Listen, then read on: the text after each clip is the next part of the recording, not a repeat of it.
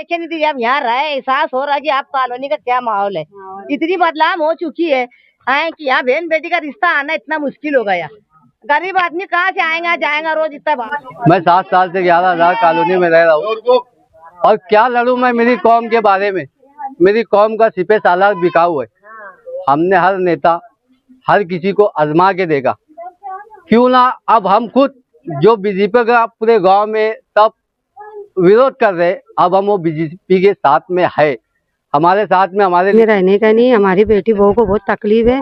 यहाँ गांजू थेरेपी है सब, हमको यहाँ रहने का नहीं है। और बेटी जवान बेटी हमारी उठना और लाजिम है यहाँ से। और कोई लड़का जा रहा लड़की देखने, लड़की भी कोई नहीं दे रहा। वो कॉलोनी बड़ी गंदी है। मरहबा कलेक्शन मॉल, रेडीमेड कपड़ों का भरपूर खजाना। Jeans pant, T shirt, cargo pant, night pant, बच्चे और बच्चियों के लिए अच्छे खूबसूरत और उम्दा ड्रेस। पता याद रखें, जमुर हाई स्कूल मेन रोड, जैतून हजीन मस्जिद के पास, मालदा चौक। औज़ु बिल्लाहि मिनश शैतानिर रजीम, बिस्मिल्लाहिर रहमानिर रहीम। अल्लाह ताला और तबारक ताला को बीच में रख के बात मैं कहती हूँ कि मैं जब कॉलोनी में यहाँ आई तो जब दारू गांजा सब मैंने खोल के खुलेल थी मेरी कॉलोनी। जब दारू गांजा 4 आदमी बेच रहे थे और पत्ते भी खेल रहे थे, तो मैं बोली भाई मेरी कॉलोनी तुमने क्यों ऐसा खोल डाले, मैं तो गरीब नहीं है, मेरी 2 खिड़की भी चले गई। तो बोले देख, बोले इधर आ, बोले मेरे को इतनी बुरी गाली दी, बोले इधर आ, बोले मैं तेरे पेट में चक्कू खोस दूंगा। बोले तो बोले इतनी बुरी गाली दी है मेरे को उन्होंने। अब मैं गाली बताऊंगी ना, मैं जब से मैं कॉलोनी में पाँव रखी नहीं, मेरे को डर है। हो सकता है मेरी जगह नहीं कर दी है तो हम सब मर जाएंगे, बात खत्म हो जाएगी। साहब ये उम्मीद नहीं थी। ये आज जो आमदार साहब है ना, आज के आमदार साहब जो है ना, ये दोगलापना जो कर रहे हैं ना, किले झोपड़पट्टी वालों के लिए साथ दे रहे हैं। वहाँ अमीर लोग रहते और ये मुकुंदवाड़ी के क्या इंसान नहीं है, ये गरीबों का साथ कौन देगा। आमदार इसीलिए बने हैं कि हमने फोन लगाए तो उन्होंने ये जवाब दिया हमको कि जाओ ना, बोले कॉलोनी मिल गई है, कॉलोनी में जाओ, मुकुंदवाड़ी उखाड़ो, बोले यहाँ से जाओ, बोले कॉलोनी में। तो ये कौन सी बात हुई? वोट लेने से पहले उन्होंने वादा किया था कि 15 झोपड़पट्टी की जगह ऐसी है कि हम गरीबों के नाम पे करके देंगे। तो आज ये जबानी है, क्या बोलना उनको। हमारे पास तो बोलने के लिए अल्फाज ही नहीं है उनको। उनके लिए रोए धोए दुआ करे, मेहनत करे, सब कुछ करे हमने उनके लिए, लेकिन आज ये सिला दिया उन्होंने हमको। इतनी अच्छी कॉलोनी में भेजे हमको। कौन सी कॉलोनी है ये? जलजला कॉलोनी है ये। जीते जी हमको मौत के मुंह में डाल दिए। यही है ये वो किले झोपड़पट्टी वाले को आज से नासिक तक के जा रहे, बड़े बड़े उनसे लीडरों से मिल रहे हैं। और हम इंसान नहीं है। आमदार के अलावा दूसरे लीडरान भी नहीं, हमने तो आज के आमदार के पास गए थे और माजी आमदार के पास भी गए थे। तो माजी आमदार ने तो हमको तो कुत्ते की भी तो इज्जत करते, लेकिन हमारे इंसानों की इज्जत नहीं किए थे, गरीबों की उन्होंने। इसीलिए हमने उनका साथ नहीं दिए। लो, ये इमारत कमजोर है तो फिर हम इंसान नहीं है? बोलिए आप कि सब लोगों के लिए, किले वालों के लिए, सबके लिए खड़े कि वो इंसान है तो हम इंसान नहीं थे? बोलिए आप आगे। और कमिश्नर ने बोले कि आके देखते हैं। कमिश्नर को लेटर दिए, दादा साहब को लेटर दिए, सब सौदा दीजिए, सब करिए, कुछ नहीं किए उन्होंने हमारे लिए। बस आके उठाकर फेंक दिए, नोटिस दिए ना, ऑर्डर दिए, पैसा डायरेक्ट बुलडोजर चला दिए। बड़ी रात के दिन वो भी रोजा लोग उनकी गरीबों की तकलीफ को भी ना समझ सके हो।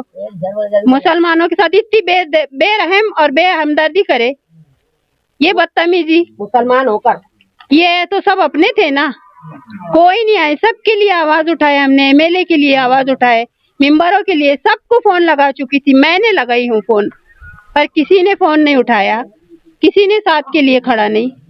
अच्छी बात नहीं है ऐसा कि वो भी मुसलमान है और हम भी मुसलमान है। इसमें दूजा भाव कैसा चल रहा है? फिर बताइए आगे। फिर ये पब्लिक इतनी गंदगी है, घान देखो, अब न्यूज में आप देख लेंगे कि क्या गंदगी है बोल के। जानवरों से बदतर हाल मुसलमानों का कर रहे हैं, बेहतर नहीं। अभी क्या चाह रहे हैं? अभी हमें वो ही जगह चाहिए। हमें वो जगह ना मिली तो हम खुद जाकर वहां बैठ जाएंगे। फिर अगर तुमको ले जाना है, हम पे केस बनाना है, कंप्लेन करना है, पुलिस में ले जाना है, जो करना है सब ले जाना। हम पूरा परिवार वहां जाके आराम से रोटी खाना पसंद करेंगे। हम इस दलदल में रहने से बेहतर पुलिस स्टेशन में रहना पसंद करेंगे। हमारी ये इल्तिजा है आपसे। आप, हमारी आवाज आप तक पहुंच रही है, आप समझ लीजिए। मैं यहाँ 4 साल से रहती हूँ। मुकुंदवाड़ी तो उखड़ा भी नहीं था जब से हमको यहाँ डाल दिए थे कि उखड़ेगा उखड़ेगा करके। 4 साल से दवा खाने की बहुत दिक्कत है हमको। ये दवा खाना सिर्फ 1 घंटा खोलते और डॉक्टर के पास गोली भी एक ही रहती। और अब अगर बच्चे बीमार होते हैं ये टाइम से हमको रिक्शा से जाना पड़ता है। रिक्शा वाला 200 रुपए लेते हैं आने जाने का हमारा वो पैसा, फिर घर चलाएंगे क्या बच्चों की दवा गोली करेंगे हम। और दवा खाने में तो साफ सफाई इतनी है, बाहर का ही नजारा देख लो तुम तो अंदर का समझ में आ जाएगा तुमको।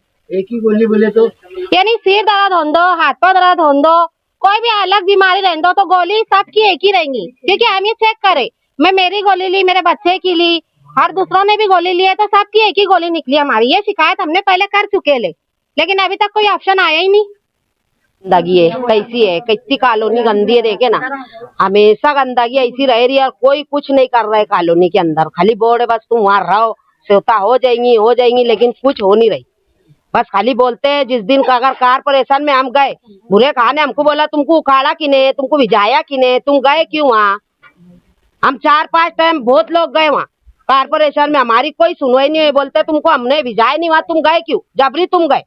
जब जबरी हम गए फिर आप उखाड़े, हम आते भी थे और जाते भी थे, रहते थे। आप उखाड़ दिए तो आप कहाँ जाएंगे। अभी तुम्हारा क्या है? अब ये इतनी बीमारी ऐसी चल रही, इतने बच्चे बीमार पड़ रहे इतनी गंदगी की वजह से। टाइफाइड घड़ी घड़ी बच्चों को हो रहा, आदमों को हो रहा, कैसा होना। अस्सलाम वालेकुम रहमतुल्लाह बरकातहू। मेरा नाम मुजम्मिल खान अजीज खान है। मैं 7 साल से 11,000 कॉलोनी में रह रहा हूँ और क्या लड़ूं मैं मेरी कौम के बारे में। मेरी कौम का सिपह सालार बिकाऊ है। हमने हर नेता हर किसी को आजमा के देखा, क्यों ना अब हम खुद जो बीजेपी का पूरे गांव में सब विरोध कर रहे, अब हम वो बीजेपी के साथ में है। हमारे साथ में हमारे लीडर पप्पू साहब भी है। हम उनका फुल कोऑपरेट करेंगे, फुल उनके साथ में रहेंगे, क्योंकि यही एक दबंग लीडर हमको ऐसा मिला है जो हमारे कंधे से कंधा लगा के खड़ा है। तो क्यों ना हम हर किसी से बीजेपी का ही साथ देंगे। अब हमको हमारी कौम के सिपह सालार पे भरोसा नहीं है और हमको बहुत ज़्यादा से ज़्यादा उम्मीद है कि हमारे जो पप्पू साहब है हमारी बात डायरेक्ट वहाँ तक पहुँचाएंगे और हमको न्याय दिलाएंगे। बस बस बस। मैं शेख इब्राहिम शेख असलम, भारतीय जनता पार्टी अल्पसंख्यक मोर्चे का प्रदेश उपाध्यक्ष हूँ। जैसे कि आपने देखा, 3 दिन पीछे हमने एक मेमोरेंडम दिया। आज हम 11,000 कॉलोनी में खड़े हैं। ये 11,000 कॉलोनी के सब यहाँ के रहवासी है जो अतिक्रमण से निकाल करके इनको 11,000 कॉलोनी में शिफ्ट किया गया था। इसके अंदर मुकुंदवाड़ी के भी लोग हैं। इसी तरह हमने 3-4 दिन पीछे महापालिका में जाकर आयुक्त साहब को एक लेटर दिया, क्या यार जो मूलभूत सुविधा होनी चाहिए यहाँ पे सुविधा नहीं है। और हमने अल्टीमेटम में दिया कि अगर 1 महीने के अंदर इनको आप यहाँ सुविधा अगर करके नहीं देते तो 1 महीने के बाद हमको मुकुंदवाड़ी में जहाँ से लोग आए इनको हम वही बसा देंगे। और ये मैंने अपने राष्ट्रीय अध्यक्ष जमाल सिद्दीकी साहब से बात किया, जो हमारे बीजेपी के नेता है अल्पसंख्यक के, और हमारे महाराष्ट्र के अध्यक्ष से भी मैंने बात किया कि मालेगांव शहर के अंदर जो गौर गरीबों के ऊपर एक जुल्म हो रहा है, अत्याचार हो रहा है, अतिक्रमण के खिलाफ हम भी है।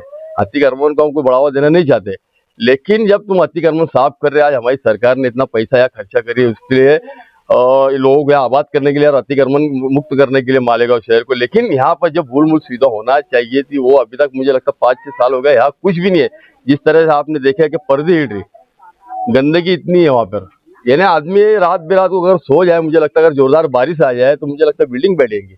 आपने देखे पूरे जमीन और पहिए के अंदर पूरा पानी सिर था। जो लोग घर छोड़कर किराए के घर से गाँव में रह रहे, अभी गरीबों के वास्ते जो मान के चलो अभी है ना हॉस्पिटल की कोई सुविधा है, हॉस्पिटल आपको बता दिया, ये तो आयुर्वेदिक हॉस्पिटल बोला है तो डॉक्टर का ठिकाने नहीं है यहाँ पे, है ना यहाँ स्कूल है। ये कॉलोनी जितनी अच्छी बननी चाहिए थी उतनी अच्छी बनी नहीं, तो इसका जिम्मेदार कौन है?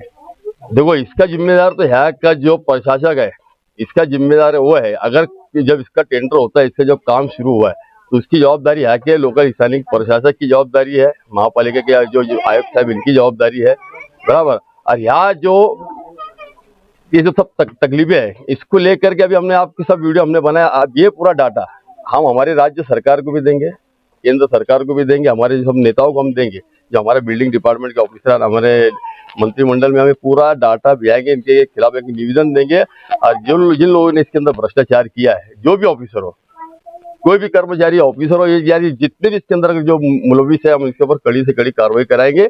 अरे बिल्डिंग को वापस से दुरुस्ती करवा के हम इनसे लेंगे। अभी ये बिल्डिंग तो रहने लायक रही नहीं, जैसा आप बता रहे, जैसा हमने देखा, जैसे सबने देखे। तो अब इन लोगों का क्या करेंगे? जितने लोग यहाँ पर है, सरकार आपकी है, तो अब आप इनके लिए क्या कोशिश करेंगे? देखो, सरकार हमारी, आपका बोलना सही है, लेकिन हम कानून कायदे से हटकर कभी नहीं काम कर सकते। लेकिन आज हमने जो अल्टीमेट आपको बताया कि हमने महापालिका में आयुक्त साहब को जो लेटर दिया, 1 महीने के अंदर इनको अगर सुविधा अगर नहीं देते, यदि दुरुस्ती नहीं करते, या इनको रोड का काम नहीं करते, गटर का काम नहीं करते, या चेम्बर क्लियर नहीं करते, और बस का इंतजाम नहीं करते, जो लोग आज 3-4 किलोमीटर गाँव में आना जाना पड़ता है, जो 200-250 रुपये इनको किराया लगता है, तो गरीब आदमी कहाँ से देगा?